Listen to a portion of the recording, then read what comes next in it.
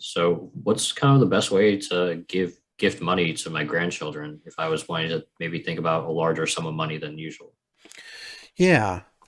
I mean, you can gift up to 15,000 per person. So if you are married, you could actually give 30,000, to a grandchild.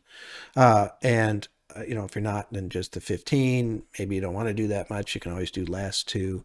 Those limits will, if you stay within those limits, then it doesn't affect your estate tax exemption.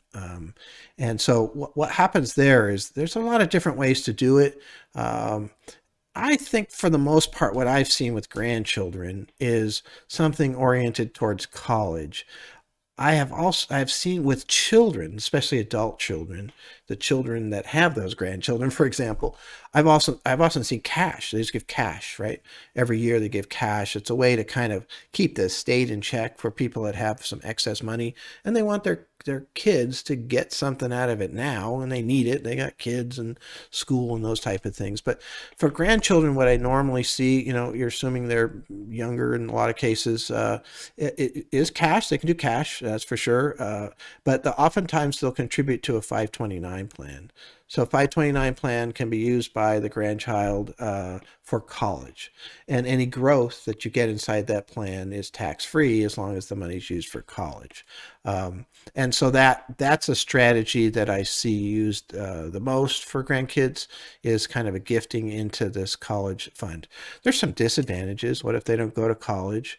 529 plan can be pointed to somebody else. So if there's three grandchildren and two of them go and one don't, you could point the other one that didn't go towards the both of the other ones that did go.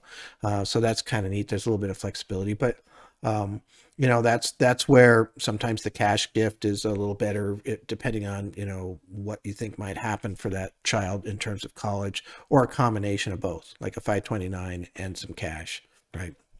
So, but it's fairly straightforward as far as that goes. If you do set up a 529 plan, then you can just keep contributing to it each Christmas if you wanted.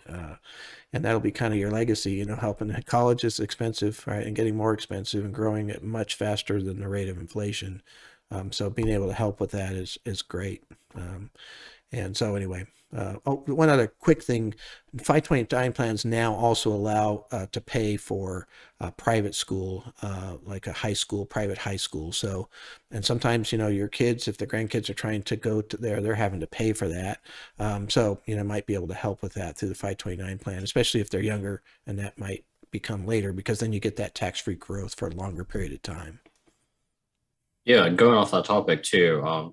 If you want to pay above that 15,000, there's some qualified expenses that you could pay for someone else and not be considered a gift. Yep. And so, say they're going to private school and it costs $20,000 a year, and you're a single household Yep. essentially. You could pay if you pay directly to the school and bypass that grandkid, Yep. it wouldn't count against your gift. So Yep. you could do that to kind of exempt you there. And 529s are becoming more flexible. They're starting to include trade schools. So you even if they don't actually go to college, there's still other options. Yeah.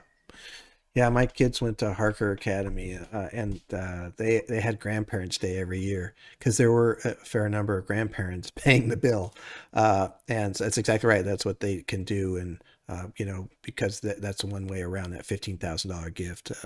So that's a good point. Yeah,